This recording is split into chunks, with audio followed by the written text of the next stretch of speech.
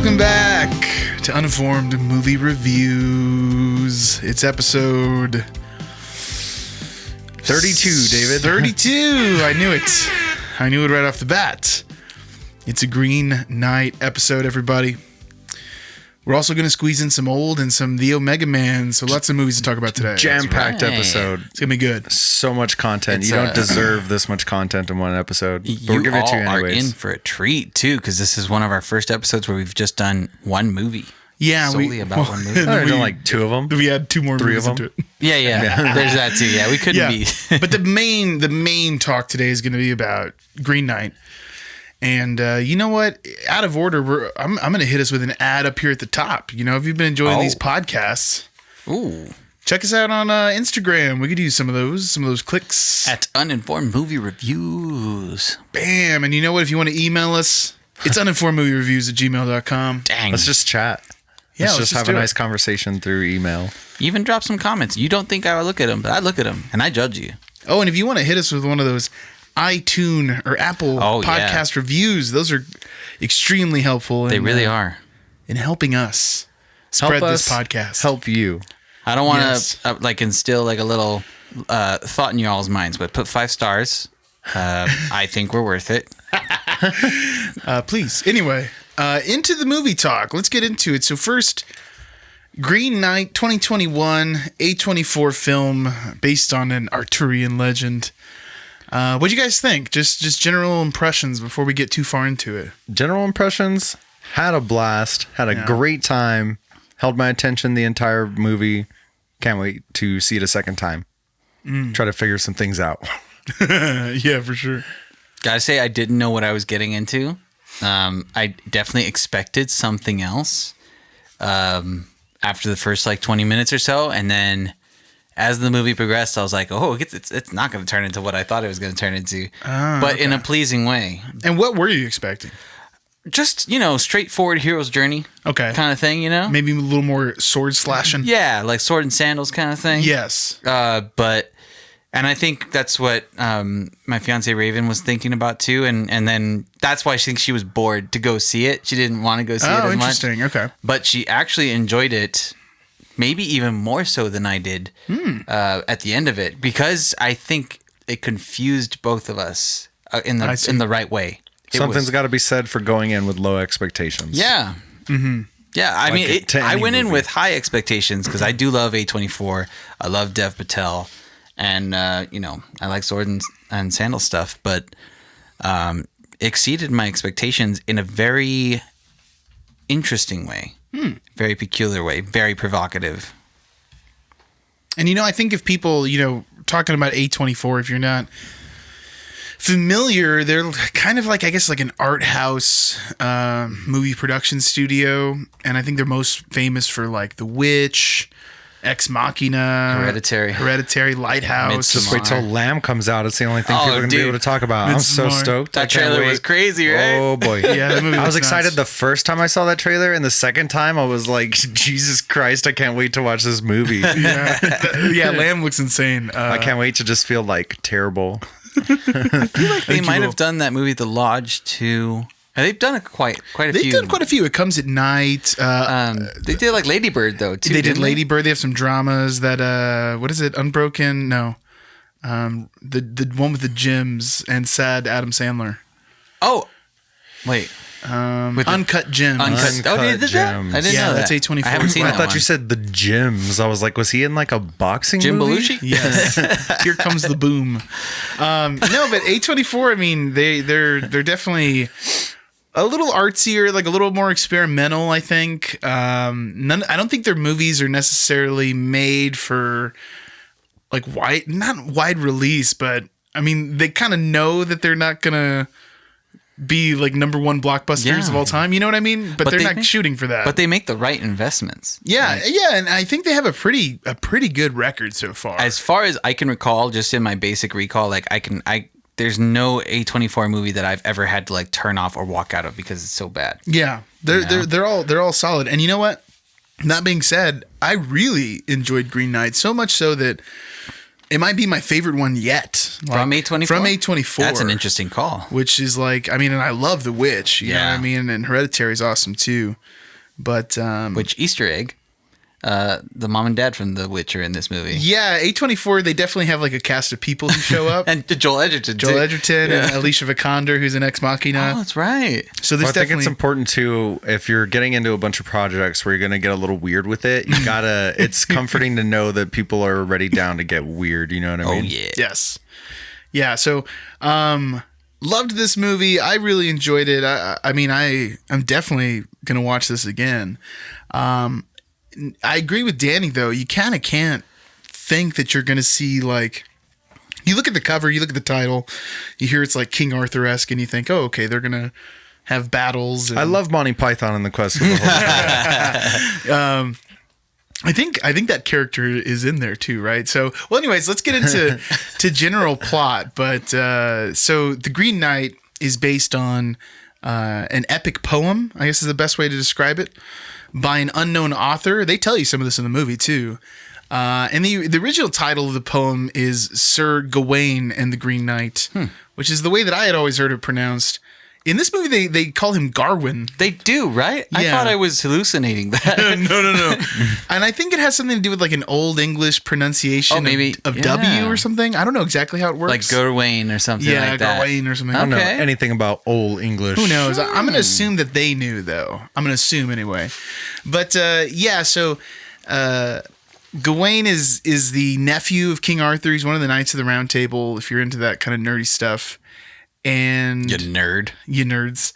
And yeah, he's kind of an unproven knight, which is where the motivation for the story comes. And the Green Knight is a story of Gawain kind of gaining his, or attempting to gain that story that he's going to be spoken about in song and, you know, whatever, passed down through all the peoples. Yeah. So, anyways, I guess we should just dive in from the top, right? Seems like so, a good place to start versus like the middle or the end. Yeah.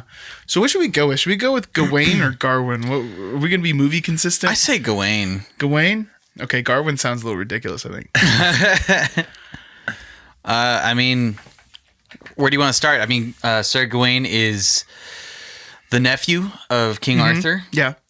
who is his half sister is. Yeah, so it's like it's his nephew by his half sister who practices magic. Yeah, she does. Morgan Le Fay. Morgan Le Fay, there we go.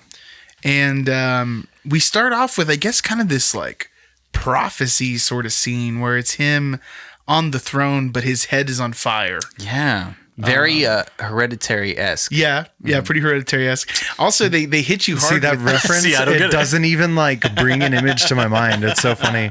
Like no. Hail payment.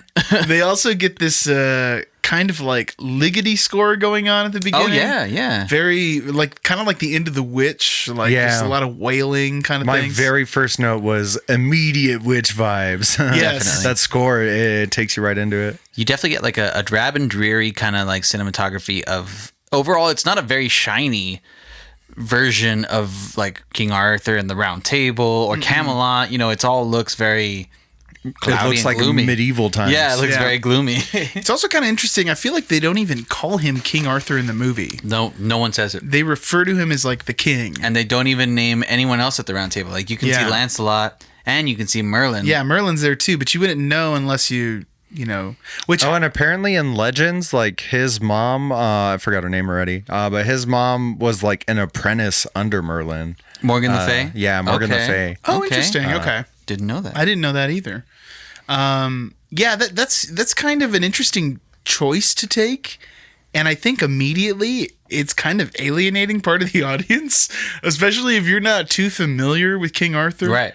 But they make it a point to not ever spell anything out, like in dialogue. You know what I Yeah. mean? In a lot of movies, you would have some quick dialogue about like, oh, my uncle King Arthur is blah, blah, blah. Right. And at Have one time... Marky Mark just doing some terrible exposition bomb. Yeah, exactly. He pulled the sword out of the stone when he was a little Exactly. boy. He's been the king they of did Britain kind ever of mention since. Excalibur, but they Yeah. didn't even name Excalibur, too. So it's interesting. There's a little bit of a bar in this movie that you're expected to know They're also like the basics. Yeah, they're not spoon feeding you dumb idiots sitting in your seats with your stupid popcorn. They want you to think. Right after this prophetic opening, though, we get into a pretty cool thing. Like, it immediately kind of made me think of The Witch. There's just a scene of like these chickens in a yard and Hanging out with that goat. That one goat who's so kind of weird. aggressive. He's like kind Old of like Black Phillip. Yes, yeah, it gave me Black Phillip vibes from The Witch, but also like a little bit of symbolism, a little bit of like this outsider and this like group of chickens. Like immediately they're kind of setting up at least that this unwanted visitor is going to be coming in. And something cool that they did, which I thought they were going to do a lot more. The first time you see Gawain, he's like sleeping. There's like this water dropping in his house, and then the water turns into like the music, and it's in time with the water droplet. And it was a really cool thing that they did, but I didn't catch it. They didn't do it again in the movie, and I was like, oh man, Interesting. I was really excited by that. Well, they first little did thing. kind of do it to just to skip ahead a little bit, but with the Giants, when the Giants hit their howl, like the howl turns Oh. into the score. That's true. And it's pretty lit. It's Yeah. pretty fantastic. Yeah, The it entire really score is. is pretty good. It really is, man. This is actually a great setup scene, though, because this is kind of like what I was talking about. Instead of it being exposition bomb, we just see that Gawain wakes up in a brothel. As you do. And without on us, Christmas Eve. without them just like explicitly telling us, it's like, oh, okay, well, he's in a romantic relationship with one of these courtesans, yeah. But then we just know immediately, like, oh, okay, we kind of are getting the portrayal of knights in this universe. This isn't going to be some wholesome story about like virtuistic knights and things like that. Right. Like, there's going to be a little bit of a gray area there. So I don't know. I thought that was really, really cool, and a much smarter way of doing it than just telling us. Yeah, and it's cool how they show you he's not of the best graces. Yes, Yeah. he's not. He's just kind of like the young, unproven guy. If Yeah. anything, maybe it could be seen as like a bit of nepotism too. It Like, is, What, yeah. what are you doing here? You He know, hasn't what I mean? earned his place. He hasn't really earned his place. He has no story yet. Yeah, if he was just some dude who wasn't related to King Arthur, there's no way he would be in the room, let alone like Right, sitting. yes. near He's the like table. adjacent to the round table, which is Yeah. crazy. So Like sitting at the kids' table next to the round kids' table. table. The square table. with all the other nephews. Yeah. So the next scene, and I guess at this point on, we really can't get into this without spoiling a bunch of Yeah, this movie. I mean, can you really talk about this movie without spoiling? Not really, because I think part of the greatest, like one of the really cool things about this movie is it is just a journey that keeps going. You don't know what's going to happen in the next chapter, but that's what keeps you in. You're like, okay, well, what's going to happen next? It reminds me a lot of the Odyssey. Yeah. Homer's Odyssey. He's like, that whole story is just, I'm on a boat and now I'm on this island for a little bit and some weird stuff's happening. Now I'm going to get back on the boat and now it's Medusa. And like, it just keeps going from little tale to little tale. It's like a through composed kind of thing. Yeah, You know totally. what I mean? That's a great way to think about it. Like you're saying, like those epic poems, like Gilgamesh, like Homer's Odyssey. The never-ending story. Exactly. Exactly. Perfect. The friends we made along the way, though, that wasn't the. That No, wasn't way the- less friends. He made like the one. He made a lot of enemies along the way. The one fox friend, and that's pretty much it. And then he made him an enemy. I'm pretty friendly with the lady, though. This is when, and this is why I was saying spoilers, because this is a spoiler for sure. But it's his mom who summons the Green Knight. Right. And you see the ritual, and again, they don't tell you anything. You just see that she burns this letter, and then the Green Knight shows up with that letter that she burned, with this challenge that is basically like a bit of a game, I guess. It's more of a trap from the Green Knight. He says, like, I want your bravest knight, and I'll let him take a strike at me. But 1 year from now, he must come kneel before me and receive the same blow that I was dealt. Right. And he says something about like he can enjoy the spoils of something he'll be rewarded from striking me down for like a year or something like Yes. that, right? Yeah. That's like kind of the conditions of it, which I don't know if Gawain. I guess he does. He did. Yeah, right. He was just out there having people singing for him. That's right. Buying him About beers. slaying the Green Knight, and they sing his tales and stuff like that. Which, going back really quick, is like you can see it as like Morgan Le Fay knows once Gawain comes back from the brothel and all stuff that night, and it's that day, and it's Christmas Day. And she, he gives her a kiss, and she's like, "Wow, you are literally spending your entire nights in brothels and stuff." Like, you can tell it's like a proving gesture that she needs to make. Yeah, she sees him kind of like not doing anything During his hangover stumble into his room to get ready for the fancy party he has to go to. Yeah. Well, he has to go to mass, right? Yeah. Yes, yeah. So yeah, she's trying to create an opportunity for him to prove himself, and when faced with this opportunity, because I was thinking, some guy could just be like, well, let me just chop his finger off. You know what I mean? Like, you could just do something a lot simpler. Just gives him like a silly kick in the butt. And Hire they all some laugh. thugs to like push on him in an alleyway or something. Yeah. No, he chops his head off. He chops the Green Knight's head off. Yeah. Goes hard. Which is crazy, too, because in the movie, they're all, like, celebrating how he slayed the Green Knight and everything.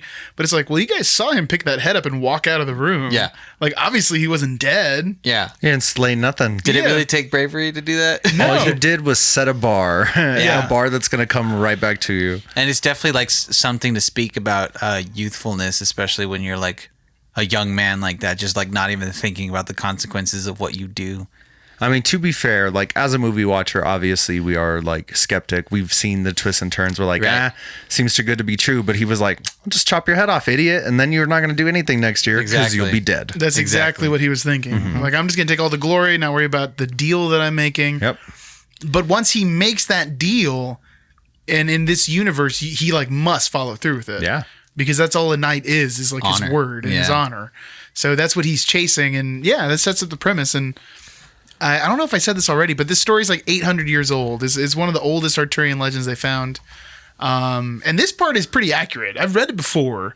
I don't remember any of the middle of it, but this is how it starts for sure. So I listened to like a really quick rundown. I mentioned before in pre-recording, I mentioned the pre-recording nap that I took today. Yeah. This video was like right before and leading into the nap. So details kind of fuzzy, but what I remember from the beginning, main differences in the setup is it's his aunt that summons it. Like that lady's not his mom. His mom's somebody else. Okay. And his aunt sets up the whole thing, and her daughters, so like his cousins. Yeah. And I think that's really the only difference. Oh, and he was already a knight in the poem. And in this one, he's not a knight. In the movie, he's not a knight yet. And he makes it a point to say that a few times too. Yeah. It's about starting up. I think there's something about the overall theme being 5 virtues of knighthood, right? Which is what is on every knight in the round table's like emblem, is they have like a 5-pointed star and stuff like that. Shout out to Warriors of Virtue, the movie that only like 7 people have seen. I'll watch it. I'll make it 8. Pentangle is what they call it. Pentangle? Pentangle. Yeah. Is that a pentagram? Not a pentagram. What's the difference? Do you know the difference? I don't know. It says the pentangle symbolizes the virtues to which Gawain aspires: to be faultless in his 5 senses, never to fall in his 5 fingers, to be faithful to the 5 wounds that Christ received on the cross, and to be strengthened by the 5 joys that the Virgin Mary had in Jesus.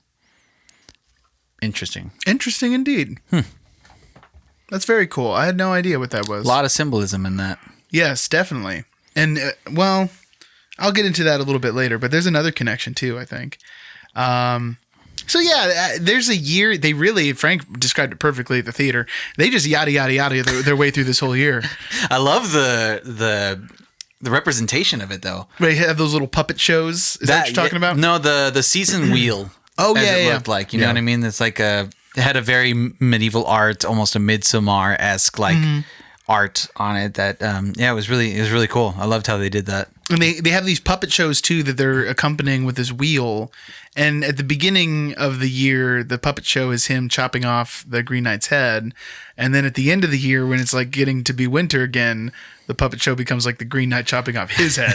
Yeah. It's really twisted. I'm like, man, these are some dark puppet shows, but I guess The great payoff of him getting into that bar fight in the street and then looking up and seeing the snow falling for the first time, and the look on his face, he's just like, ah, shit. Winter I thought I was going to have more time to prepare. Yeah, he really spends that. He probably didn't spend that year doing anything different than what he'd already been doing. Yeah, his training monologue is just like the parts that are missing from The Hangover. It's just like wild partying. I mean, he really should have been like training his neck strength, like putting yokes on, just like just getting that real thick neck. So it's way harder to chop up. You've won my challenge. So yeah, he. This is kind of the end of the setup. And then after this, we're going to get into how the movie, like Danny's talking about, it's just through compose. It's just like scene after scene, journey after journey. It's almost like they took like an anime and they took like the first like 8 episodes and they made it like a 2-hour long movie, just squeezing it together. No exposition dump in this entire movie. Nothing. And that's great. Yeah, all of it Zero is dumping, all slow rolling out in like the best fashion. I don't know who the actor is in this first part of the journey. Basically when Gawain gets out of Camelot and he goes through the field where there was just a battle, and there's this I don't know what you call him, like a street rat. Yeah, street rat. He's kind of looked like the squire in Game of Thrones with the big wiener, the big penis. Gendry? No. Benji. I'm pretty sure. No. Banjo? It is Gendry, isn't Pod. it? Pod. Yeah, right. Pod the Rod. Yeah. He does kind of look like that guy. Yeah. He's the kid in The Lobster. Oh, see, I Remember haven't that seen movie? The Lobster. I think that's also A24. It is, and it's a weird movie. That guy is like a crow. He's just like picking off the dead bodies. But he totally hoodwinks Gawain. He robs him with 2 other people. Yeah. And what could have been a scene of like, it shows you a little bit of like his incompetence. Like Gawain's not a very good knight. No. No, he's not very good at all. That's probably one of the reasons he's not a knight yet in this universe. Yeah. Yeah, he's just not. He's not very alert. No, it's not the kid in The Lobster. It's to kill a lamb or to kill the killing of a sacred deer. I think it's also I think it's also A24. A24. That movie looks pretty crazy. That man. movie's insane. Dude. I haven't seen that one yet. But That's it where looks good. this actor is. I guess his name is Barry Callahan or something like that. Very strange face, really recognizable, but like. It's a crazy movie, and he also plays almost the near character in this one too. He's just got a little baby role in this movie. I mean, almost everyone else. I feel like his performance was great. Oh, he yeah. was really kind of terrifying in a very like unknown way. You're like, I don't know what's wrong with this guy, but something is not right with this dude. He's creepy, man. Yeah, he rolls up on him, and then he like happens to give him exactly the directions he needs, which I guess I didn't say earlier, but when the Green Knight says, in a year you have to meet me, it's that you have to meet him at his green chapel. It's like 6 days ride north. So he goes and he sends him the link to like the map quest, Yeah. and then Gawain prints them out at the castle. See, this is what happens when you don't have map quest. You got to ask strangers and they rob you. He had to argue with the other knights over if Google Maps was better than Apple Maps. And obviously they're all like Apple Maps. This is a fun fact with this actor I'm talking about, Barry Keoghan or something. He is from He's from Chernobyl also. He's in Chernobyl. That's a fun fact. And Dunkirk. Wow. So if you need you need a European guy, this is the guy you go for. Definitely got that World War II face. 1940s face. That 1940s face. Yeah, that's a good face to have. At least for those movies. But anyway, that scene's really creepy because he's like telling him, "Oh, you're going to the Green Chapel? Oh, I know exactly where it's at." Right. It's like very convenient. Yeah, I hang out there all the time. And then he gets like really intense about like, "Oh, you're not going to give me a token of gratitude for what I've given you," which in its sense, like at first he's like, "No, I'm not giving you anything. You have my thanks or whatever." Yeah. But don't you have anything for me? You have my thanks. it's also like his first little test of chivalry. You know what I mean? In a way, there's a lot of stuff of just testing Gawain in this movie, and most of the time he doesn't stack up. No. Yeah. He's just been handed everything in life, so why would he think about being generous in any manner? Much like the subject of Saw 6, he's going to bumble his way through all these tests. Yeah, that's true. This actually kind of leads to one of the first parts that was very interesting about this movie too was, obviously He's not very generous to this person. Yeah. He ends up falling into a trap that this person sets up, which is with his other cronies, where they tie him up, they steal his horse. Which, I mean, has happened to the best of us in Red Dead Redemption 2, you know? They like trash all of his stuff and then take his horse and the axe. Yeah. That was the Green Knight's axe that he Yeah. left there when he got beheaded. Man, what a mean thing to do. Like, They break hey, his next shield. year I'm going to chop your head off and hold on to this for me. Bring So it I with can you cut you. when you come to meet me. Well, that leads into the really interesting part, which is when he's tied up, when Gawain is tied up, there is a scene where a really awesome like one-shot scene where it pans in a circle, in a 360 circle, and it comes around to 360 circle. No, I'm not laughing at that. I'm laughing because it's a Frank side missed the note. scene. Yeah, I missed the scene. There was a whole tequila debacle. We don't have to get into it. But we were talking to some friends in a game lobby today, and we were telling Randy, like, you might not like it, dude. You might not be into it. And then one of the things George noted, he was saying one of his friends said there was like a 10-minute pan, and that's the like pan we're referring to. It's not 10 minutes. It's not 10 minutes. It's like forever. But the guy was saying, this other reviewer, I don't know who it was, they were just like, there's all these unnecessary scenes of like camera panning and blah, blah, blah. I was like, who is this clown? It's just, Give me this guy's information. people just don't want to think. Or they're just like impatient. They're just you know what super I mean? impatient. Give it to me now. Yeah. I saw the trailer. I know what's going to happen. Yeah, there's this slow circular pan, and when you get back to Gawain, he's a corpse. And I guess it's like a fake out. It's like a really nice, like, oh, did they get us? But it's also one of the instances that was really interesting about this movie, especially after I thought about it, is there are supposedly things in the Green Knight and probably even in the original Green Knight tale where Sir Gawain can't even be trusted on his own word. And this might be an interpretation of himself. Oh, interesting. This might be like something he's retelling or like a hallucination of himself or something like that. I could definitely see that. I also see it as a little bit of foreshadowing, is like later in the movie, we're going to see him kind of weighing the possibilities. And I'm trying to think of like, there's like a comedic version of it. It's like an episode of Scrubs, you know, when JD's like imagining in his head what could happen. Yeah. Like you can imagine JD, like if he got locked in a medicine closet, there'd be like a scene of him like thinking, and it's like him as a skeleton in Scrubs. Yeah. That would totally fit in. But it's weird because there's humor in this movie, but it's all very like understated. Sure. There were way more laughs in the theater than I expected to experience. walking in. Definitely. We were sitting next to this, like, I think it was like two girls or something, and they were just laughing hysterically. Like, and not at anything that shouldn't be laughed at, but when there was a joke, they thought it was like the funniest thing ever. Well, it really cracked me up. It definitely points out one thing that's for sure, and that is that this man is no Superman. Oh, yeah. Yeah. Very much immortal and very much amortal. That almost sounded like I said very much immortal. But also a bit of a putz. Yeah. But he figures out a way out of this one. Yeah. In a really interesting way. He cuts his way on out, and then I think we get to like the next little story, and it's Spooky Ghost Lady is what I wrote in my notes. Yeah. Yeah, spooky ghost lady. Very Christmas story.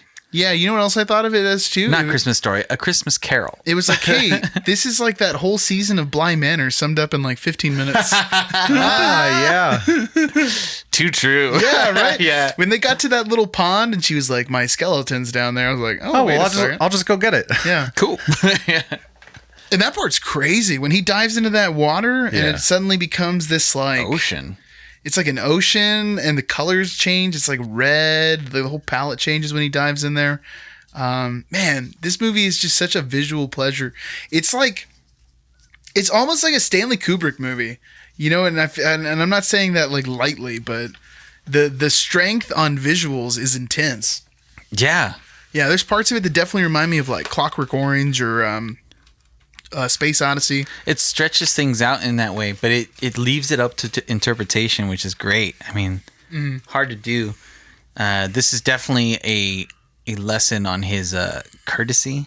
And imagine Yes. this is what this one is. And he's rewarded too, because like the next morning he wakes up and boom, The axe there's an is axe there. Like he was rewarded with, because he even asks her like a request about like, what can you do for me? And she's like, how could you even ask me that? I'm dead. Yeah. But then she hooks it up. She's a homie. She hooks it up afterwards. Yeah. Also, can I say, this might be the most reasonable movie ghost of all time. Yeah. usually a ghost has to like haunt a place. You know what I mean? They're not just coming out straight and saying, "Hey, dude, like my skeleton's down there. Can you get that for me? Because I can't. If like, anything, rest." Here's what happened to me. That's why I'm stuck here. If you could do me a Exactly. favor and go get my head, I'd really appreciate If it. anything, she's the courteous one. Like he's like sleeping in her bed, and she's like, "Hey, why are you in my bed?" Yeah, it's like Goldilocks or something. Yeah, it's true. But it's so weird, man. Like there's never another ghost who is like that. You know what I mean? Who's just straightforward. Help me out, Moaning bro. Myrtle's pretty straightforward. That's She'll true. give you the hints. She's when you all need about them. that pain. Yeah, tell you she'll sexually harass you, but she'll also give you the information that you need. But even Moaning Myrtle wasn't like, oh, you know what? That's the Moaning Chamber of Myrtle. Secrets. That's how you get down. That's actually how I died. That's what's going on. Little behind the scenes in rewatching our Harry Potter series. I'm a little creeped out from Myrtle, and I don't know if that translates well into the new age we're all living in. I think she's supposed to be creepy. You know what I Yeah. mean? I think it's supposed to be like a little bit of like a. Yeah, It's also funny because I'm pretty sure that actress is like in her 30s or 40s or something. Yeah, she's an much adult. older. oh yeah. She's portraying like a teenager, but she's like a lot older of an actress, which is funny. And I recently went to Universal Studios Hollywood, and in the Harry Potter world, like you go into the bathrooms, like the men's room and whatever, and in there you can hear Moaning Myrtle just like giggle when you're in the gosh. bathroom and the urinals and stuff. pretty and, good. Like, giving some comments, and I'm like, oh, this is really Yeah. creepy. Danny was like, well, now I can't pee. Yeah. Well, that's also like gonna out of leave. character for Moaning Myrtle because she hangs out in the girls' room. Boom. Is it the girls' room? Yeah, it's the it girls' is. room. Oh well, then maybe I None of went the to girls the wrong. use that room because of Moaning Myrtle. Except when she's just in that bat, and when she's in Goblet of Fire, and she's just in that like bathhouse. That's like the men's. Oh yeah. Oh yeah. She just changes bathrooms because that's what they need. A lot of Deus Ex Machina in Harry Potter. Yes. A lot of like, this is exactly what you need. We didn't even know it existed. Especially in Goblet of Fire. Oh, dude, Goblet of Fire is like the Deus Ex Machina Yeah. movie, man. We'll leave it to J.K. Rowling. us at this time? Oh, Oh, okay. Leave it to J.K. Rowling to be like, no, you know what I'll do? You know what'll change? Okay, you know, we're getting ahead of ourselves by a whole podcast. yeah. Sorry, guys. There's a little sneak peek into what's coming up. Yeah, 2 next weeks up, ahead there. yeah, next up we have Harry Potter. So if you guys want to start rewatching those, after Spooky Ghost Lady, who's just so reasonable and just so polite, we get the CGI fox, and I was a little on the fence about this. I was complaining about the CGI fox because it looked like a cartoon animal, and not necessarily the CGI is bad, but the world is so dreary, like we were already saying, and the fox.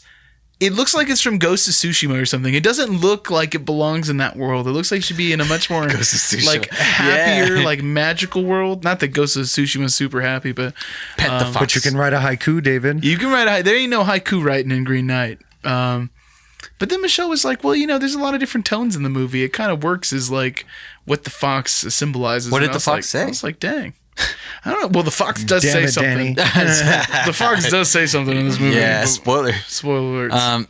Yeah, that was interesting. I mean, I was cool with it. I was just like wondering where it was going because to his shrine. yeah, He's leading him to his shrine so he can get new skills for his sword. exactly. Yeah, so he finally is reluctantly friends with this fox right after he goes into a cave. And it's kind of like kindness too, you know what I mean? Yeah. He's showing because he's out like it's raining and he's in this cave taking shelter and this fox has been following him. He's like, yeah, I do need to look out for the things that need help. He's learning the traits of a knight. Oh, I guess I didn't need to throw that rock at that fox. Yeah, He was kind of just geez. minding his own business, I guess.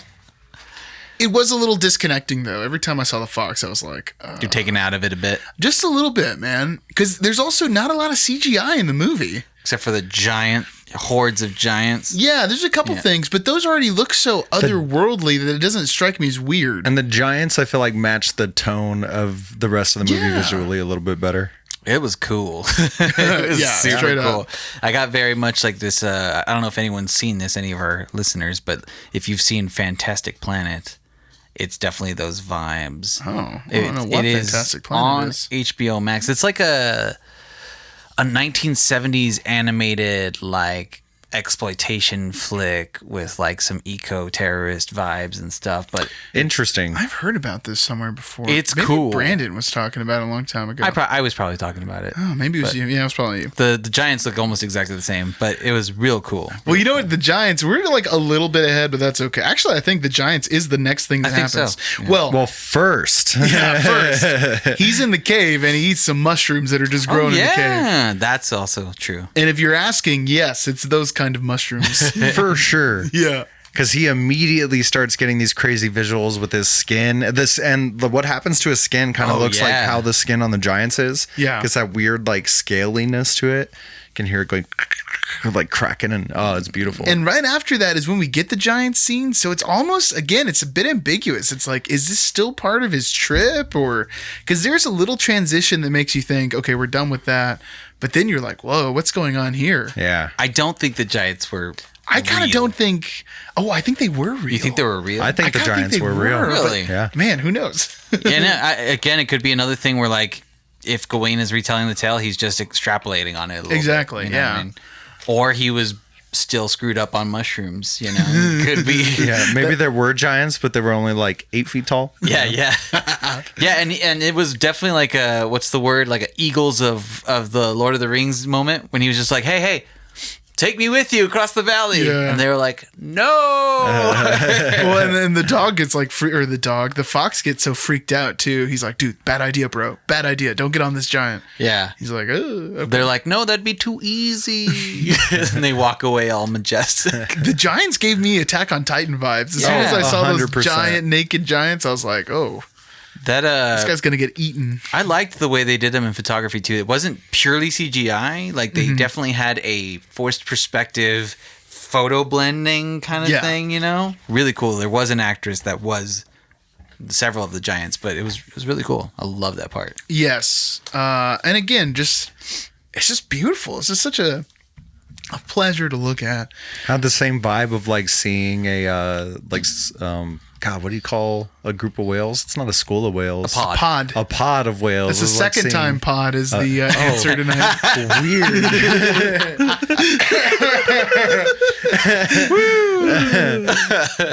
What a strange synchronicity. But yeah, it's kind of like seeing a pod of whales like swimming through the deep ocean. You know what Yeah. I mean? Like seeing something that big and majestic, just slowly moving. Looking like they're moving slow, but covering just like hundreds of miles in a step.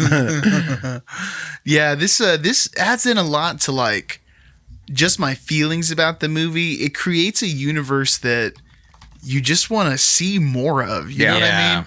It makes Like, me. where are those giants going? Yes. What do they do? What's over that mountain? You know what I mean? Because every time they go somewhere, it's like just this whole new thing. What do they look like when they're having it? I want a Green Knight video game that's like 600 hours long. You That know what would I be mean? sweet. I need like a lot of time to just dig through it. I think that that's the beauty of this movie is that it is so contained, and that if they did extrapolate on it, it would take away from the specialness of it. Yeah, you I know? think you're right. It's you want so much more, but this will probably be all we ever get, and that's the best. it should be all we Yeah, get. You know, it should be. What- That should be a lesson for you, Shyamalan. I hope you went to the movies this Dang. weekend. Saw you some Green Knight.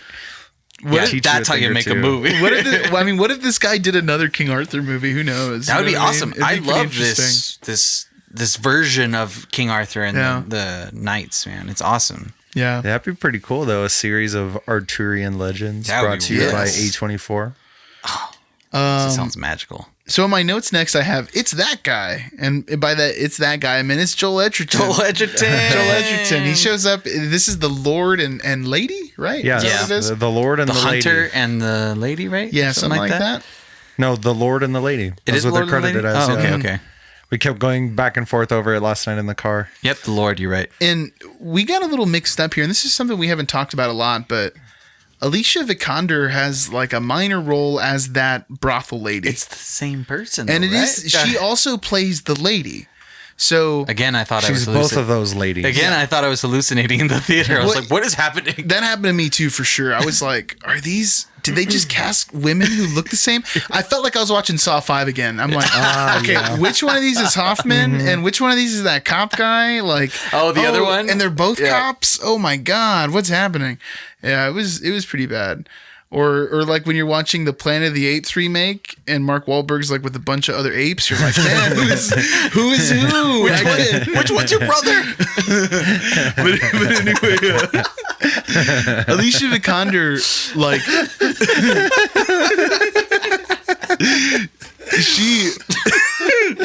she loves Gawain. She's like, and she even has a scene where she's like, would you make me your lady, and you can be the king and I'll be the queen, and he just really gives her the cold shoulder. You can be the king of queens. Or a mall cop. Oh god.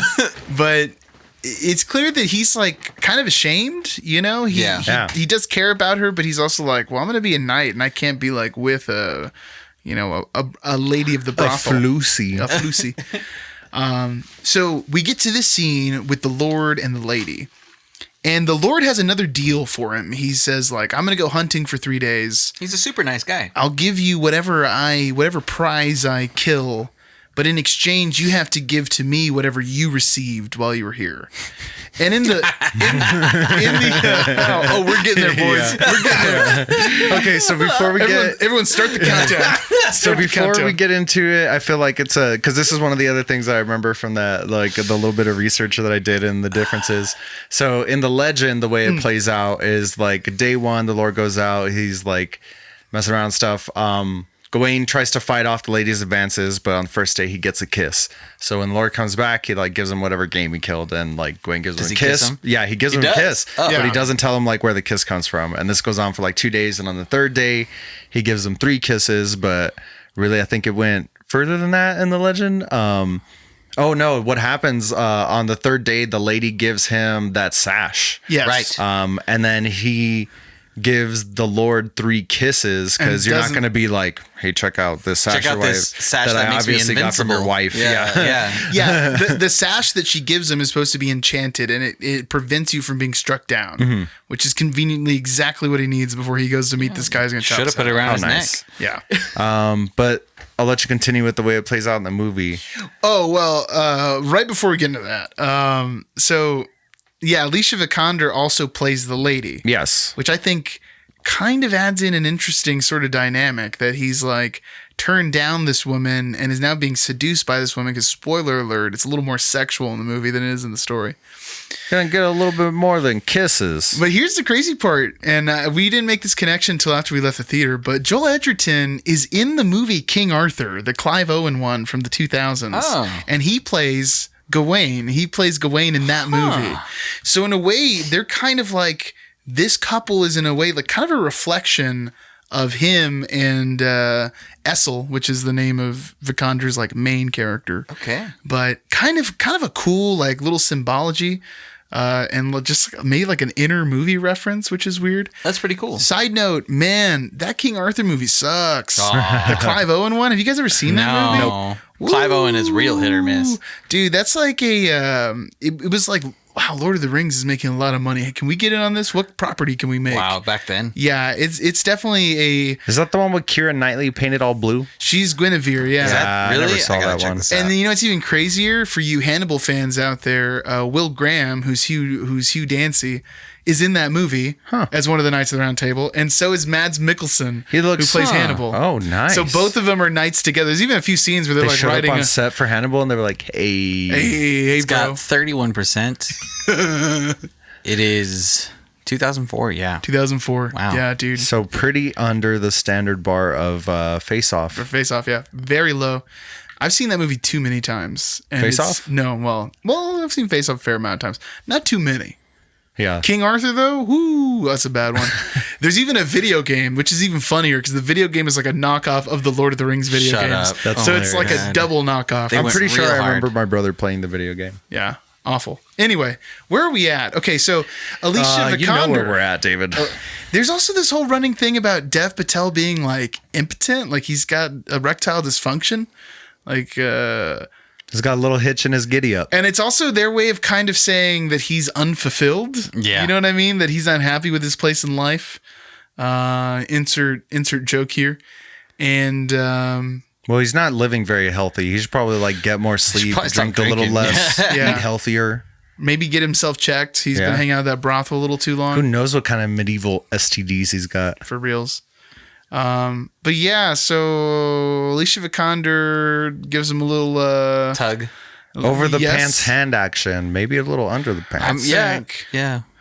Maybe it started OTP and it ended UTP. I feel like she helped him. She helped him help himself. Yeah, I think that's what it was. Yeah, I'm just gonna say like it was a guided meditation, if you will. Yeah, exactly. There we go. When the shuttle takes off, JOI. Okay. you get when the shuttle takes off, you get the full scene. Like you in such high definition. Yeah. I have to take credit for this. I saw this movie before both of these gentlemen, and flexing.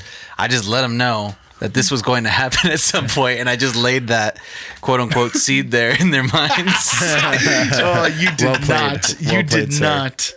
And I told them like it's gonna come at some point during this movie, and you're gonna just forget about it the entire time. Yes, it was, and it did.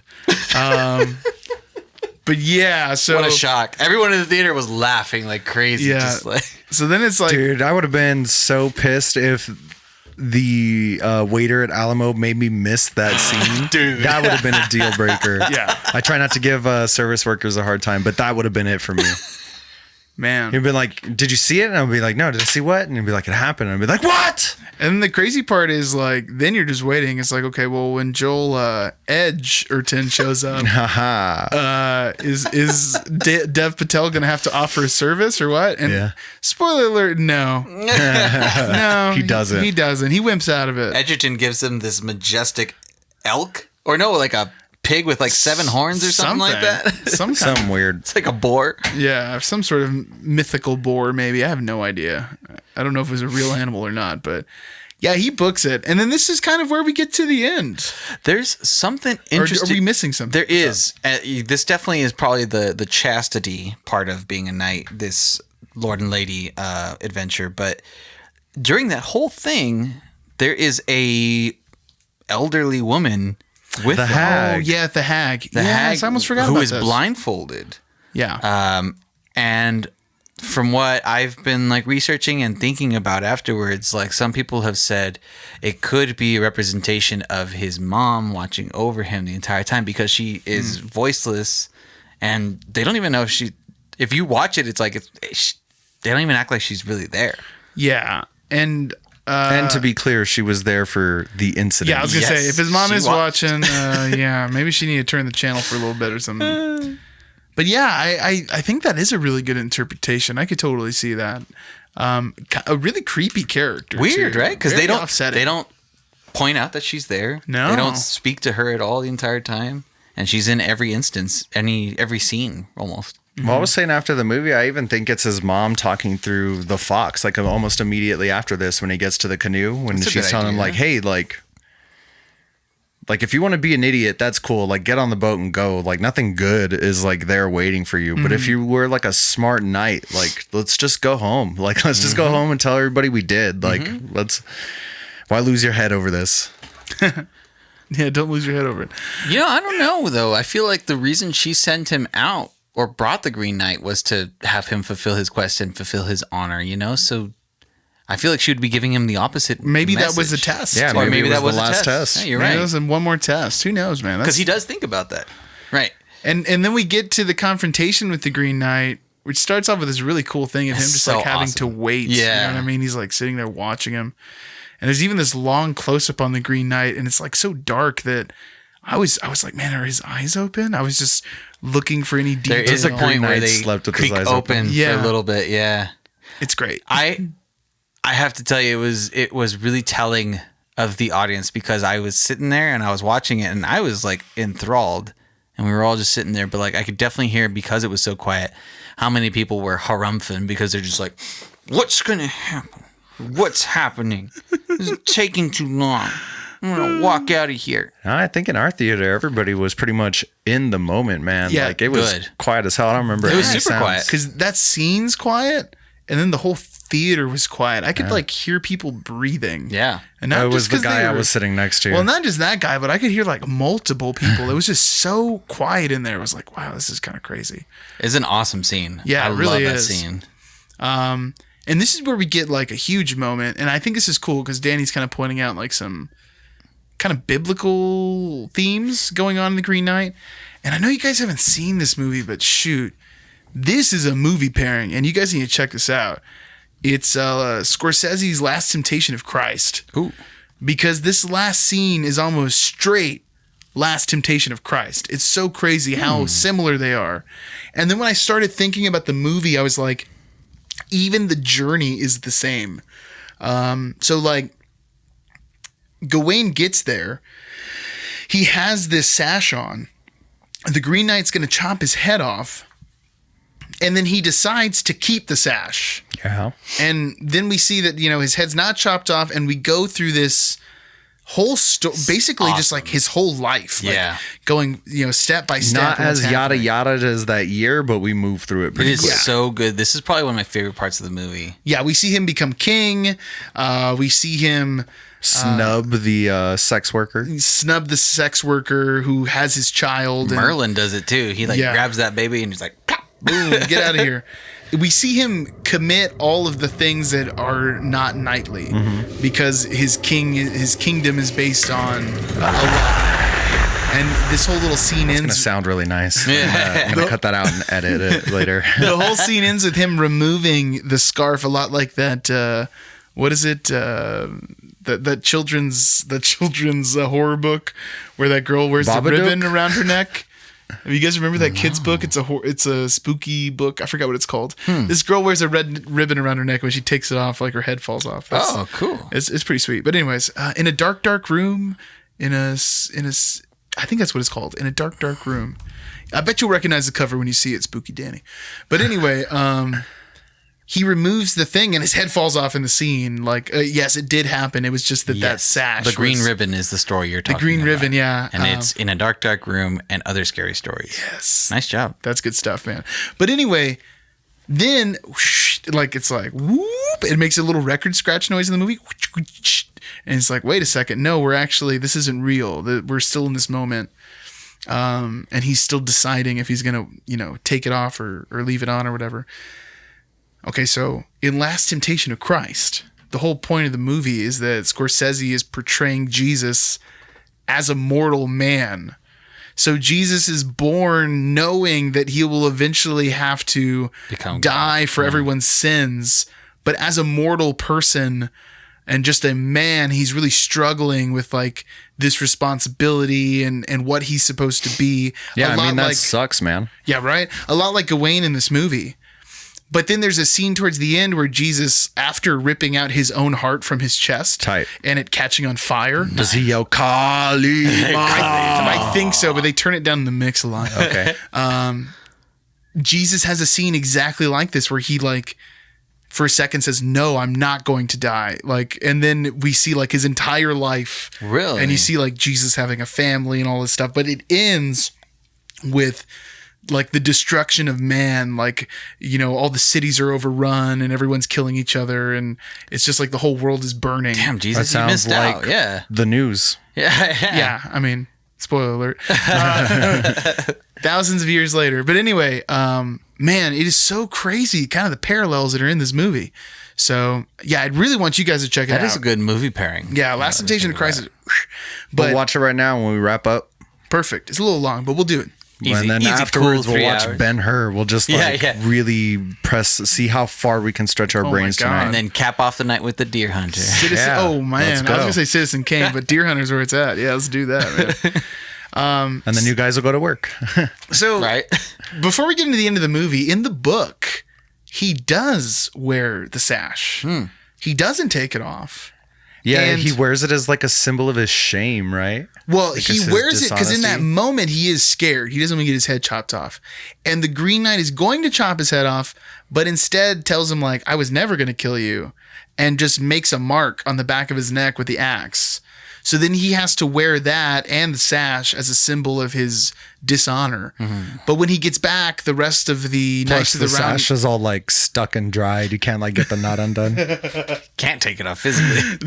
when he gets back, the rest of the knights kind of want to show their solidarity and show that he's still accepted. So then from then on, all the knights wear a green sash. Oh, cool. But that's the end of the again, the epic poem is that he fails in his mission and ultimately is somewhat punished, but still accepted as a flawed character. I love that scene right when he's like getting ready to cut his head, and every time he's just like, no, wait, wait.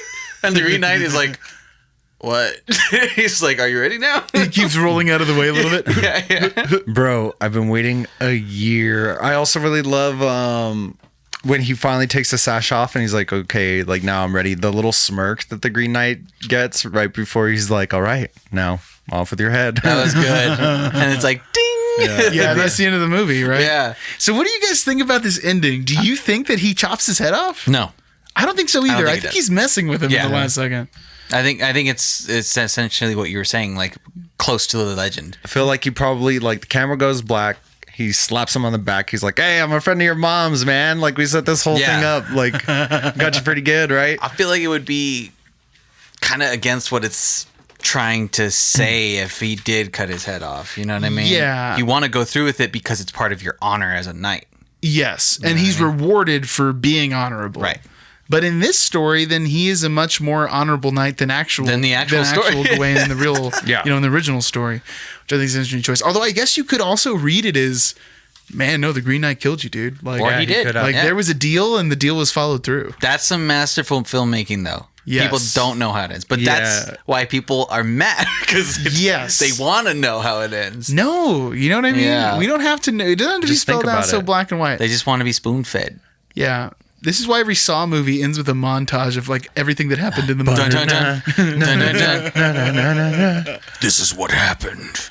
Game over. Man, I feel like just talking about this movie again makes me want to watch it one more time. And I feel like you also can't describe it. You can't describe the experience. And that's really what it is. It's an experience. Truly. Like checking it out. I mean, I definitely think You should see this in theaters. you got to Like, see it in theaters. I'm known for being the sleepy guy in the movie theater, especially if we go see a movie like after work or something.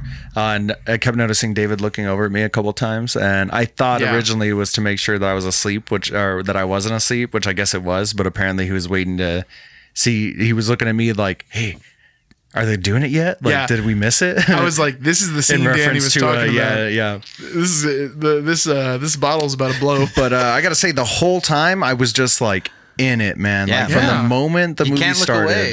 It's too good. except for the couple of moments where they're like, we don't have that tequila that you ordered another one, and then they were like, yeah, we don't have that one either. Oh no! Yeah, dude. Hey, do you want this like $45 tequila shot Oh my instead? god! They, they screwed up my order too. I asked for a cheesesteak and they brought me a chicken sandwich. So Different. That's pretty different. Very different. That's pretty different. But You could rip it apart with your fingers, you know what I mean? Give it more of a turn cheese. that into a cheesesteak. Give it more of a cheesesteak. A chicken texture. cheesesteak. Ooh. You know, I did hear a lot of mixed reviews about this movie, but I'm actually glad at where it's sitting. It is only 2% less than 1997's Face Off. It's Wow. at 90% on Rotten Tomatoes right now. Yeah. 90. Wow. Well, you know what? This is 7.5 out of 10 on IMDb. And I feel like I'd be remiss if just we don't round it out really Right. quick. Oh, okay. Give it to us. Made on well, yeah. I guess we haven't released the estimated budget yet, but opening weekend $6,745,000. So far, what a worldwide gross just a little bit more of $7,531,000. That's not a lot more, but I'm sure it hasn't even opened in some places yet. Oh no, 100%. Needs some time. This is just the beginning. Also a small studio, Yeah. but Small studio, and it opened what on Thursday. We're recording this Tuesday afternoon. This Rotten Tomatoes makes sense to me too, because that's like critics are going to like this movie. Yeah. You know what I mean? I don't know if all audiences are. yeah. No. Like I have friends I know for sure who are like not going to be down for this movie. Seach wouldn't like this movie. I think he might. He might be on the fence. Randy for sure no. Seach will grind for a reward. You know what Yeah, I he mean? So he will. might be into it. He I knows the don't grind. think that my mother would like this movie. Oh, that's a good question. Would I recommend it to my parents? I'd recommend it to my dad. Your dad would like my this dad movie. be into it. Your My mom mom might be down. Not enough action. not enough action. Your mom loves those big dumb movies. Yeah, she does. She My mom enjoys it. loves those big dumb Right. movies too. I don't think my sister would like it. I don't think like anyone other than me in my family would like this movie. Yeah, that's true. Yeah, to say this without being condescending, but a little bit. If you have like patience when watching a movie, or even if you just value the visual storytelling of film, if that's something you're into, you're gonna love this movie. Oh yeah. You're gonna like the way you look. Also, one of the best movies I've seen Dev Patel in. Dev Patel crushes this I mean, role. other than Slumdog Millionaire, obviously. Way better than Life of Pi. No, what's that stupid Shyamalan movie we just watched? Was he in that? Was he in Avatar? No, you're being He racist. is. He Am I is in being Avatar. racist? He's an He's the Avatar. fire guy. I was gonna say, hold on. I'm pretty sure every Indian actor is in Avatar. David. There's the racist part. Although you are right. Yeah. But yeah, he's the baddie, whoever that is. Fireman. Still haven't watched Avatar. Oh, Angry man. kid. He's Kylo Ren. He is Kylo Ren. Yeah, he's Kylo Ren. Okay, well, guys, it's time to kick it over to an extra special character limit extended. Wow, so extended, David. Thank you. I had to go extra because we did a double CLE release this past week. Check our content out on YouTube. And now we're doing a double character limit extended. So first up, Hey, let's go in alphabetical order. It's Old. I'm old. So Old, who had the Hemingway? It was Danny. It was me. It was me. Start us off, boy. I didn't hate this movie. Yeah, so that's saying a lot for Shyamalan nowadays. You know what I mean? Like, he's really hit or miss nowadays, but he was on a good stride. Glass, Split, Yeah. great. The Visit, Yeah. great. Yeah. You know what I mean? This is probably right up there, right in between The Visit and Split for me. Like, it's... are we gonna have to re-rank all the Shyamalans? I now? know. Oh gosh. Well, the thing is, it's like this is like a good 75% for me. Like it could be done better. There's things I thought that could have been clipped out of it. I don't really want to spoil it for anyone that's like. Yeah, this is a weird one too. It's like one you really can't talk about much.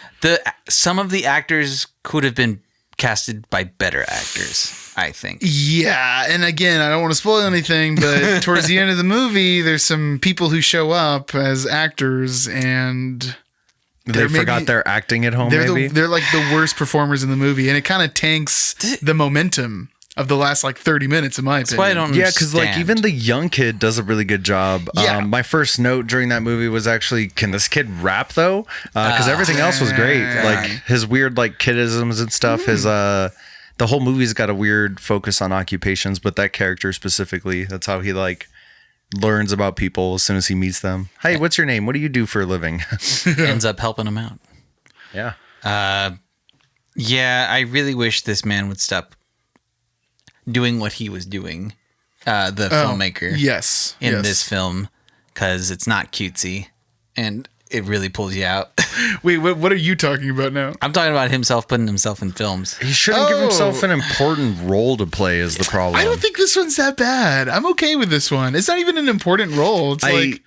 It's like two scenes. Yeah, I guess you know so, what? yeah. Yeah, the scenes where you can see his face, but I thought the shot was really stupid of him like up on top of the mountain with his binoculars. That's super blurry, super viewed in.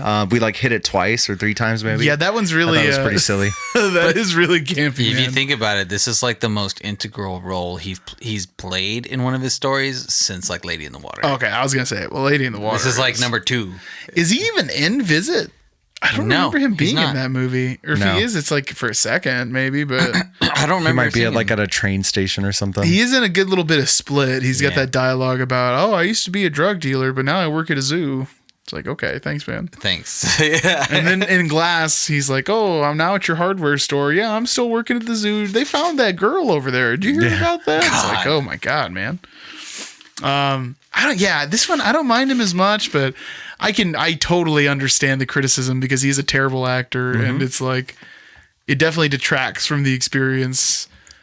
Like Hitchcock was never like, give me all the speaking lines. He's like, I'll be walking across the street. That's what you should do. And I think that's part classy. of the problem is too that I have so much like scars from Shyamalan movies that like seeing him, I get an instant like you reaction. Frank and I were joking. You weren't here for it, Danny. You were the subject of the joke, though. Oh, Yeah, that's what we usually do that's when you're not usually- around. Yeah. I'm used to that. Well, when you're here too, really. Well, it was just that your hype was so high, Oh yeah. and our hype was so low that when we watched the movie, like we crossed you on the line because you were like, ah, man, okay, well, it wasn't awful. You're like, yeah, it was like, all right. I'm in the middle there. And then for me and Frank, it was like, hey, whoa, this is actually like really cool. Better than I thought it was gonna be. This is like- Had a fantastic time. I was so down for that movie. I also got to say, like, I do like really believe that the reason why it was better than we thought it'd be collectively, I guess, is that he didn't write it. yeah, this is a book, right? It's a Yeah. book that he's adapted. It's a graphic novel, yeah. A graphic novel. Okay, Yeah, and it's not interesting. even like a very detailed graphic novel. It's like pretty basic. It's all stick illustration. figures. It's pretty basic illustration. I'll show you guys here in a second. But yeah, I think that laid the groundwork well for him to do a screenplay. That makes sense. He should do that more. Right? In my review, I was like, yeah, I really think you guys should go check this out in theaters. I mean, it's a bit divisive. Some of it might be dumb, but it's a really original idea and it's very interesting. But if you haven't seen it yet, shoot, skip this one. Go watch Green Knight. That's really the problem here. You know what I mean? Like, Old's great. Old's like, well, it's not. I don't know if it's great. I mean, if you can afford a good to, time. do both, because Yeah. the movie theaters need your help right now. Yeah. Yeah, but if you're like, man, I can see one movie and Green Knight and Old are both playing in theaters. Green Knight, 100%. I think Old can be enjoyed at home. I think so too. It is a pretty movie, Yeah. cinematography wise. It's nice. The setting's really interesting, and I love that M. Night Shyamalan has just given us a story that's like, you know, I haven't heard this 1,000 times. Right. You know, I'm not watching Black Widow destroy the big baddie in the floating sky fortress and saving her adoptive parents. And he's like sex trafficking girls. That's the whole Black Widow movie. Is that really Black Widow? Everything I just described happens in that movie. Shut up. Okay. Yeah, everything I just said happens in that movie. There's also some lighthearted jokes about like hair flipping. But anyway, where are we at? Old. Yikes. One of the things I really like about Old as well is the group itself. I feel like for like a horror suspense movie, this is one of the better groups that we're gonna get. Like they all stay pretty calm. Everybody's like really quick to action. They like use their better attributes to like try to help each other. I feel like as a group they were super solid. I know you guys hated Jaren, but I thought Jaren was the only one pushing the plot along. I really did not like Jaren. Wait, Jaren? Who's Jaren? He again? was like the I'm Jaren. I'm a nurse. Yeah, the male nurse who His was wife like has the- epilepsy. Yeah, he's okay. He is the bad guy in Rush Hour. Am I not right? No, that's racism. He might be actually. Was like it- the timing feels right for that. Isn't he in? He's in Lost. Is he in Lost? You know when Or are you when thinking- Daniel Faraday shows up with that group of other people, there's like those 4 people who step in from Dharma. They like work for Dharma, something like this. Sang. Sorry, Sang? that's who he is in Rush Hour. That's Jaren right there. Oh, really? Yeah. Is this guy in Lost or am I just being? Yeah. I Oh, think yeah. that It's like his first image on IMDb. I think he might be. What's this person's name? He is in Lost. Okay, perfect. Yeah. I thought he was.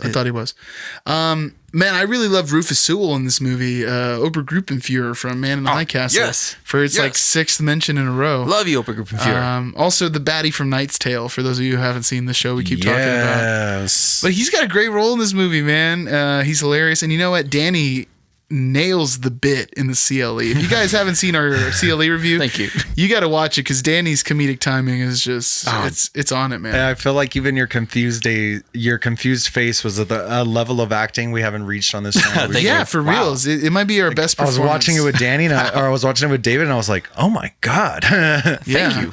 Yeah. That's very nice, guys. Thank you. 10 out of 10. Don't get used to it. Oprah Group and Fury.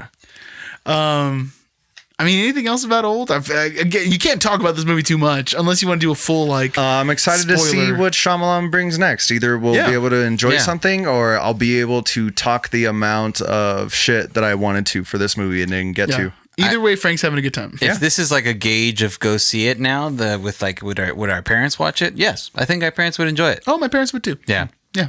yeah. This is a much easier accessible movie than Green Knight. Very easy plot to follow, and Yeah. it's like you know what you're getting into when you watch it. When you're like seeing the trailer, you're like, Yeah. oh, okay. Old, you say? Oh, and you know what? Before we leave here, there was actually one like Hemingway I had written for you when we were watching the movie, but I forgot my notes on the day we were recording reviews. And it's Martin Scorsese favorite wet dream verbatim. Oh, that's hilarious. With a little bit of spoilers. If that didn't make sense to you, Spoilers haven't without watched the movie. context. Yeah, spoilers without context. Yeah. I gotta say one last thing on old. No, don't. Bad title, Shyamalan. Should have gone with something else. Really? You think so? Yeah. I feel like it's unimaginative. Would you prefer like Sand? Well, the graphic novel that it's based off of is called Sandcastle. Oh. Much better. Hey, do you want to build a sandcastle? Right? That is better. Little ambiguous. Yeah. Rather than old. And also just like it's the nature of a sandcastle that it's going to be washed away Right. by the wave. That is In nice, time. dude. That is nice. Wow, it's old. Wow, it's old. Okay, one more extended for you guys. We also did Omega Man because it's the 50th anniversary. August 1st, 1971. What an adventure. Yeah, man, this is a crazy movie. Frank, why don't you kick us off on the Omega Man talk? We've had some really awesome movie going experiences recently. Yeah. This is going to be on the list of them for sure. I have obviously had the Short Boy, but never seen the Omega Man before. I think you had showed me the scene of him shooting that bar out of his window with that infrared scope on it because you were Yeah. like, hey, you got to check out the scope. It's ridiculous. Yeah. Besides that, I was pleasantly surprised at how much I enjoyed this movie. I like watching Planet of the Apes and then watching the Omega Man. I'm like, man, I need to watch some more Charlton Heston Right? movies. And just watch them ham it He up. is such a ham. Only 3 years apart, too, which is kind of a Weird. crazy thing when you think about it in context. But yeah, totally agree. I need some more Heston in my life. Yeah, all the stuff that was campy, loved it. Can't wait to like forget about it a little bit in a couple of years and watch it again. But yeah, I mean, I really have no complaints about that movie. I had a blast. More guns would have been even cooler. I do really obviously I had the Hemingway, so I didn't get to say a whole lot about it. But one of the things I really appreciated, he has that chess game going with Caesar, the like bust. Yeah. And I really like that you never see Charlton Heston move Caesar's pieces. Like they always cut away or they go do something else or they go to another scene, but you never see him moving the other pieces. And I thought that was something that That's was really good. cool. That is a It's nice clever. touch. It was kind of like I think the version they did in the much less awesome Will Smith version was like him having that conversation with the mannequin, like always like hitting on her and stuff. Yeah, they touch upon that in this one. And here's kind of just like now, I haven't seen the first adaptation, which is Last Man on Earth. Me neither. So I might be a little bit confused here. Okay. Or not confused, but inaccurate. But I have read the book. Wrong, you mean? I've read the book several times, which is really a novella. It's really short. But yeah, the mannequin thing isn't in the book, which means that the Will Smith one, all the mannequins are a reference to the It was Omega a Man. nod to the Omega Man. Yeah, Interesting. which I think is just kind of a funny way to think about it. Also, him being like a scientist and finding the cure and everything, also not in the book. And not an I Am Legend. In the book, he's just he is an I Am Legend. Is he a scientist? That's He's what he's the one working who- on the whole time. He starts it. That's Remember? why and then like even afterwards, he's like capturing these fools to like try the That's antidotes right. on them. Because that's that big ending, the big stupid ending of I Am Legend, which really misses the whole point. But oh god, I don't want to get into that again. I'm going to change everything. But it's just interesting because again, it's like I Am Legend is like in a way, I Am Legend was an adaptation of the book, the movie I Am Legend, but also a remake of the Omega Man. Even him driving around fancy sports cars, that whole thing. Just in New York. Yeah, is referenced. Just in New York, yeah, but it is referenced in there. One thing that, and I think the only saving grace of I Am Legend is they killed the dog. There's a dead dog in there. Dead dog. In, That's the saving grace of I Am Legend? Yeah, it makes it better. It's a better movie because of Sam. Can I spoil a little bit of the book for you guys? Uh-oh. So in the book, he's all by himself the whole time. And the vampires talk, just like it is in Omega Man. Except that they're not, in cloaks or anything. They're all completely naked. Nice. So they show up outside his house totally naked every night, yelling at him and cursing at him and stuff. But his wife is also a vampire. So she's out there Tight. trying to lure him in, like saying all these things like, come out, Robert. Just like shaking Come out, him we at can him. be together, Robert. Look at me. You know what I mean? As a vampire. So that's just real creepy. So then there's a chapter of the book where he sees the dog. He sees a dog off in the distance. And he spends the entire chapter like getting food and tracking it down and trying to find it because it's the first living thing he's seen the whole time. And he finally gets the dog into the house and he's, taking care of it. He's like making plans like, okay, tomorrow I'm going to go out, I'm going to get this food, blah, blah, blah, blah, blah. And then the next chapter is like one sentence. It's just like the dog died. Aww. And then it's like, boom, next chapter. Dude, it is so brutal in the book. Very Cormac McCarthy-esque. Yes, dude. The book is... And that's the thing, too. Like, I like Omega Man because it's got a little more grit. It's got a little more, like... Even though it's super cheesy and stupid, it's got a little more, like, heartbreak in it compared to the Will Smith one. But it's still not near... Like, A24 needs to do a relentless dude, I yes, Am Legend. That would be great. Just, like, exactly how it is in the book. Because it's horrifying. Not allowing the family to talk was the dumbest decision that I Am Legend took. Well, it's weird because they make them zombies. They just make them zombies. They're like weird zombie vampire things. Yeah, where they can scream maybe. You don't really find out that they have any type of like societal structure or anything until the very end when like the guy's banging on the glass and he's like, "Yo, that's my lady you got in there. Yeah, give her back to me." And that's when he realizes. But that's the whole point of the book is that it raises this question like, and they bring it up in the Omega Man. Mm-hmm. It's like, no man, you come in the night and you're killing us.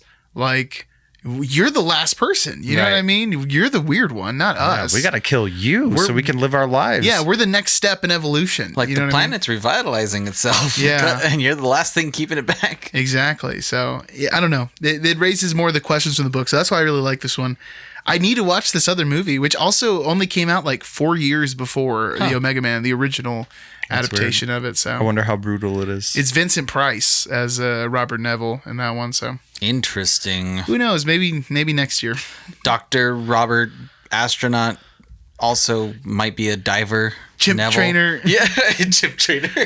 Air Force captain. Yes, exactly. Wow, y'all. Kisser of exotic species. Nose pinch diver. Well, I think that was quite a lengthy character limit extended. Was quite extended, David. Had a lot of character. Why don't we just kick it on over to Peeps and Predicts? Let's finish this thing up today. I think we will have a problem with that at all, David. Well, Peeps and Predicts is the segment we have on our Uninformed Movie Reviews where we have two imaginary situations with two sometimes imaginary, sometimes real people. Right? Sometimes brought to you by nobody. But if you want to sponsor us, hit us up. We'll sell people your shit right here in this part. Boom. So we have our reigning champion being old Burt Gummer from the Tremors series, right? Yeah, but no reigning champion yet. No. Okay. We got to hit these peeps first. Well, he's always there in our hearts. Yeah, he'll be here forever. Our first peep. Whether he's in our hearts or in a barrel inside a graboid, he'll always be there.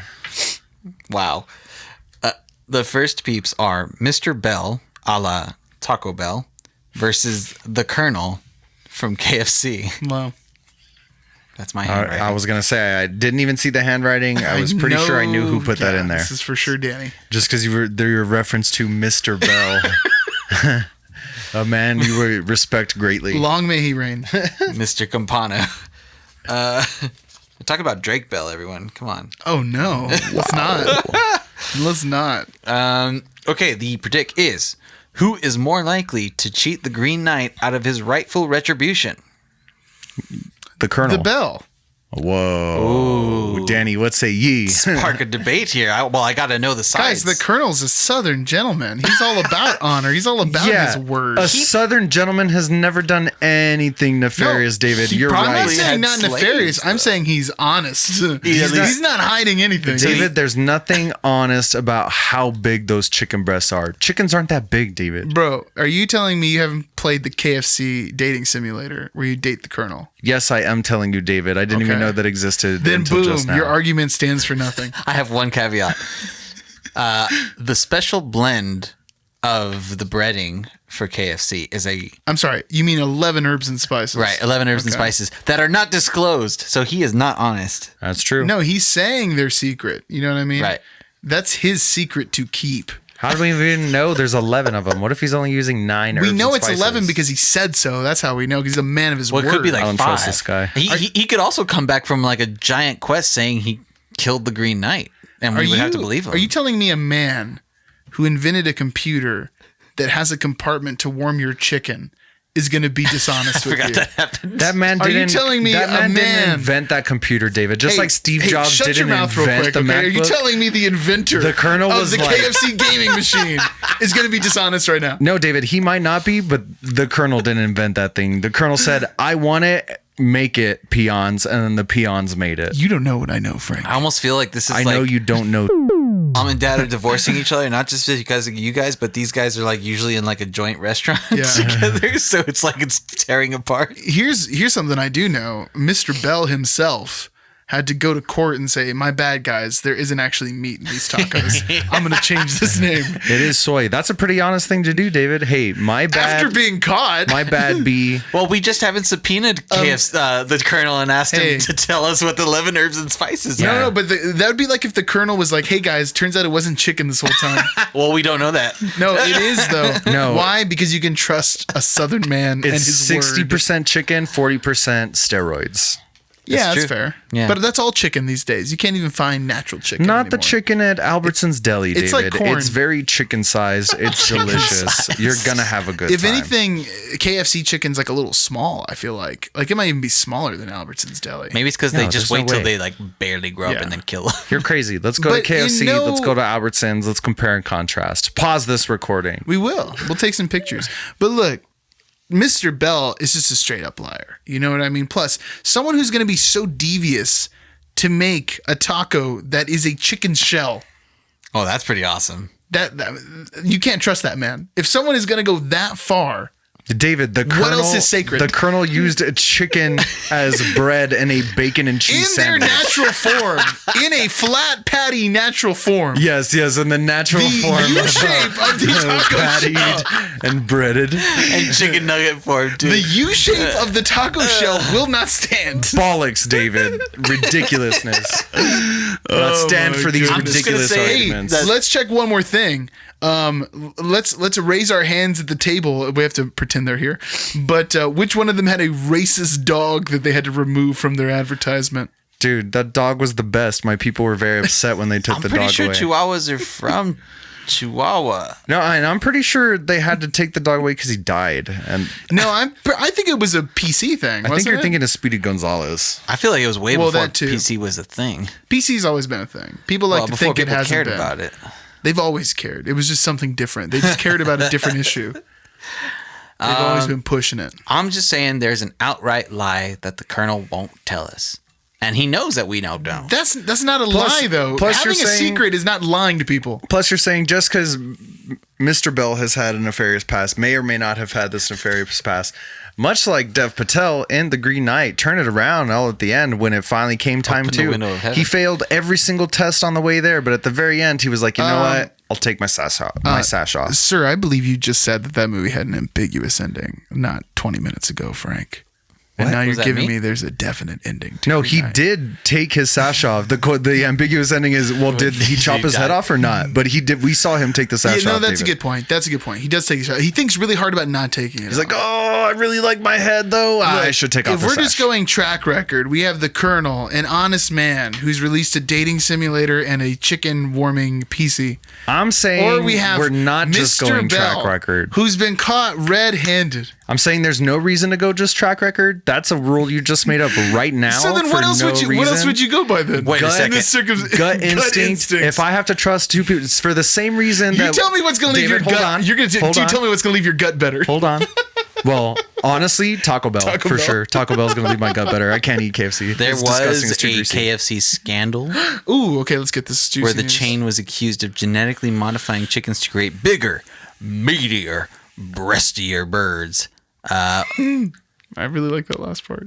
Yeah. All right. Well, if you like that, you're going to love this if you don't talk over me so I can make this racist base point really quick. Just like when we were in Colorado, for the same reason we were pointing out other persons of color just in case the race war kicked off. If Yeah. I had these two people standing in front of me and you were like, well, which one do you trust? I'm be like, well, I trust the brown guy. So you think Taco Bell's owned by a brown guy? Mr. Bell, David? You think Mr. Bell's a brown guy? Yeah. First off, there is no Mr. Bell, which is the biggest There part. is a Mr. Bell. But if you were There to look is up, no Colonel if you, Sanders. If you look up the board. Oh my God. Okay, what is it? Don't. Oh my God, guys. Okay, Danny, hit us Is it with owned by Mr. Bell? The founder is Glenn Bell. Whoa. Doesn't sound like a Hispanic name to me. Get out of here. That's you don't okay. know. Wait, let's look on Glenn Bell real quick. We've made a revelation. Oh my God. He's not This might brown. That is the most be Anglo the man best I've ever person seen. picks He is not we've brown. ever had. He might be Spanish. Founded in 1962. That's so funny. I went to search Glenn Bell and I Googled pupes and predicts. Look, so we have a white man who's appropriated the culture, has really distorted the view of Mexican food in the United States. Well, so now I'm saying and you're going for this argument. So now I'm saying, like, Mr. Bell is a real person. He has lived. He knows what it means to have love and lost Wow. David. Colonel Sanders doesn't even exist. That's not true. But also, you're just like, No. you're like, let me pivot my whole argument now that it's fallen apart in real time. No, David, if you find out new information, you have to Okay. grow with that new information. You don't course. just dig your feet We in the sand have like an validated idiot. that our argument's valid now because it was a No, Bell. the valid is not argument because the argument is not valid because he's like, oh well, if it turned into a race war, would you rather have the Hispanic guy or Colonel Sanders? you'll No, have to- I'm saying I'm simplifying the question. Who do you trust more? Brown guy. He's not brown though. That's my point. And My then point now- is he's a culturally appropriating white man. And now that I've learned that information, I've changed my argument. they David. probably went to Mexico and stole recipes. To be Okay, so fair. new update. Colonel Sanders is a real person. I know, I just Colonel said that. Harlan David Sanders. David, I'll I be can't. waiting by the phone for your apology. I can't trust what you say because you're a notorious bull. How many times have you told me some fun fact? I've gotten all excited, and you're like, "No, not really." I've never done that. and I don't. Balderdash. And I don't think you have it on tape. Balderdash. The origin of fried chicken in the gosh. southern states of America has been traced to precedents in Scottish and West African cuisine. Wow. Okay, I wasn't expecting that. I'm not sure how I feel about this information. What does this do for this argument? Danny, you have to be the tiebreaker Danny, on this you one. can't You're be gonna have sitting to. on the fence all what day. are you doing over there, you Wouldn't idiot? that be considered a gross appropriation of a different culture's food? Not even close to what Taco Bell is, though. Taco Bell, which is a Mexican restaurant. Taco Bell is not a Mexican restaurant. David. Yes, it is. It's American Mexican If you food. Google Taco Bell, the description of the restaurant is going to be a Mexican Is it- restaurant. That's Yeah, the way. Goo- That's the way What it's does- advertised. What does Google know, David? Oh my gosh! Oh my gosh! Senor Google. Senior Google. As we have stated on the podcast before, is it authentic? No. Is it delicious? Yes. Taco Bell is an American-based chain of fast food restaurants. That's all it says. Boom. on what? Originating in Irvine, California. Let's see. Oh, how close is that to Covina, California? Probably pretty close. The restaurant serves a variety of Mexican-inspired foods. What's that? I'm sorry. Mexican Oh, inspired. Oh, okay. Okay, I just want to make sure we're getting the appropriation right here. That would mean that KFC serves a litany of West African-inspired cuisine.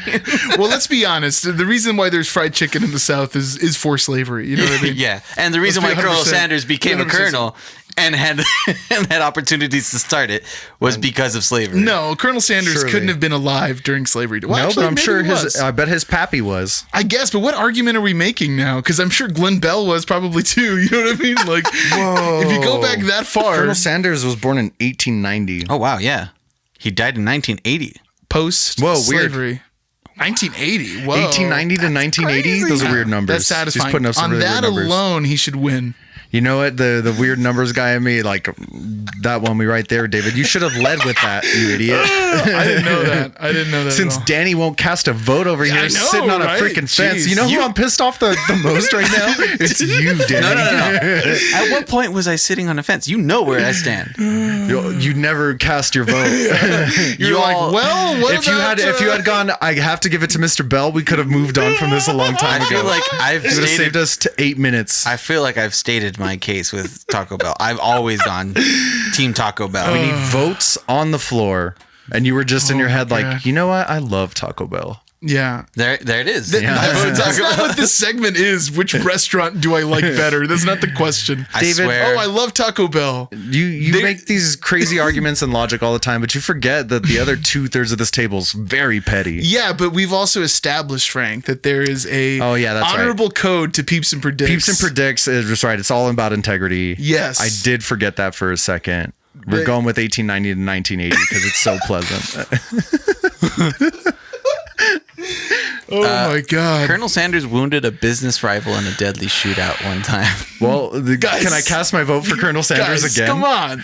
Damn. Come on. I'm just gonna go on the record and say I'm voting for Taco Bell, but Okay. you guys go ahead. Yeah, that's cool. Now that I know the dude's a dueler, I have to vote for Colonel Sanders. In the twist that no one saw coming, Frank and I are now on the same page. Give us the next predicament. The Colonel supposedly cursed a Japanese ball team, a baseball Whoa. team. Oh my gosh. Cursed or cursed at? Yo, I kind of Like, I place a curse on you. I think I might love Colonel Sanders. This is what I'm learning today. Yeah, it seems like he was a butthole. Yeah, like a really crazy butthole. Oh my God. I don't know if I can. Give us this next one, Danny. I don't know if I can. I'm starting to think he's got way more than 11 secrets, if you know what I mean. Still don't trust him. Oops. All right. This next predict, featuring Colonel Harland, Globetrotters, David Sanders, And Mr. Glenn Bell. who is most likely to win the Spirit Tournament? Wow, Yu Hakusho. Wow. Okay, well, this really comes down to who has the most spirit energy, really. You know what I mean? Because you can be a great fighter, but if you don't have spirit energy, you can't channel that. It's a battle to the death of death. Yeah. Frank, you're dead already if you're in the tournament, but you got to kill them again. No, they're not dead. They're the human guests. Oh, that's right. That's right. Yeah, but it's a team. It's a tournament of demons. I mean, this is ridiculous. I don't know who would win in this fight. Is the colonel actually like a military person? No, I don't think so. He was. He served in the military. Interesting. What did he do? Did he make chicken? Did he work in the kitchen? He was the cook. He was an honorary colonel, is what it says. I'm looking this He up. served in Cuba. Interesting. With the communists. Cuba. With Gooding Jr. The colonel delivered babies and practiced law. What is going on here? He's got an interesting past, man. Who is Checking this out man? Mr. Glenn Bell here. Oh, you're looking at Glenn Bell? Okay. Yeah, we got to know who this man's about. Who's he about? He served in the Okay. Yes. Colonel Sanders served in Cuba for several months. Honorable discharge. Weak. I'm just kidding. You know what? Weird. Glenn Bell was also a veteran of the Marine Corps. Ooh. Whoa. When? So Colonel Sanders is of He the served as a Army. cook during World War II, bro. A cook, though? Yeah. Like, Someone's got to cook, man. can you join the Marines to be a cook? I feel No, like- they're like, hey, you're making lunch. Yeah. And you're like, what? And you're like, yeah, that's what you do now. Interesting. Have you boys ever had tacos before? Well, he a- actually, after what's he a got taco? out of the Marines, he opened up some hot dog stands, and then he later pivoted to tacos. In 1935, Kentucky Governor Ruby LaFoon, issued a ceremonial decree that commissioned Sanders as an honorary colonel. So he's not literally Wow. a colonel. After a second honorary commission in 1949, Sanders embraced the title and tried to look the part by growing facial hair and donning a black frock coat. Who is appropriating what? All I gotta say is, all we know so far is for sure Colonel Sanders has killed a man Yeah, probably. in a duel. But Glenn Bell probably killed in a man duel, too, no though. less, Oh. which is essentially the spirit tournament. I used the word duel. I don't think he killed him. I threw duel in there. I don't think he killed him, but he wounded him. This is a toss up for me, man. I It's don't. like in the campaign when Marty Huggins rolls up on him and shoots him with a crossbow. Beautiful, beautiful movie. Whoa. Okay. Beautiful movie. So, who's gonna win the spirit tournament? You know, I'm gonna say Sanders just because he shot someone. That's all I got. He's- I feel like knowing nothing about the Spirit Tournament and knowing very little about Colonel Sanders and Mr. Bell, I think Colonel Sanders has more spirit because he's down to be the mascot for his company. versus Mr. Bell. I saw his face for the first time today. It's not very interesting. Also, from the South, higher likelihood that he is a church-going person, thus more connected with the spirit. I don't like that argument much. I prefer the argument that I made a little bit more. But we end up in the same spot either way. I'm also going to have to agree in that he objectively has more spirit. Like in showing all of his accolades, yes, the man has what would be chutzpah. Chutzpah. Okay, well then we're Sanders v. Goomer. The groundbreaking case. The battle of the century. Who could fry chicken better? Okay. Yeah, maybe Burt Gummer, though. Maybe I don't Burt Gummer. know. He could probably cook something up real good. He's probably got a hell of a grill, man. Got a hell of a so. grilling setup. Okay, here we go. I hope that wasn't copyrighted music, Danny. Random Mandalorian. Who could outlast Charlton Heston as the last man alive on Earth? Oh, I mean, Burt Burt Gummer. This is the. Put this one to bed. I feel like we said this recently, like, oh, this is the easiest one we've ever had, but this is actually the easiest one we've ever had. One's a survivalist, the other one cooks fried chicken. Yeah. And probably does some racist stuff behind the scenes. Probably did do some racist stuff. And I'm glad you can admit that now that we're not talking about his honor anymore. So we're on the next one. No, that's the end, That's baby. it. Gummer kills it. Gummer's around one more week. I wish we could have argued more about that one. But I mean, hands down, that's what he's been training for his whole life. Oh, Gooms, you rock. Still, again. Keep on rocking, Goomy. Thanks for taking time to listen to our beautiful UMR podcast. Check us out on Instagram at Uninformed Movie Reviews. Help us out on iTunes Podcast or Apple Podcasts by giving us a 5-star rating if you can. It helps a lot. Yes. I'm just putting that out there. If you want us to review anything or you have any suggestions or you want to tell Frank how much you hate him, go ahead and email us at uninformedmoviereviews@gmail.com. Seems fair. Yeah. We'll see you next time. See you next time. If you listen to this whole podcast in 1 year, in 1 day, we'll listen to your entire podcast. Ooh, 1 year hence.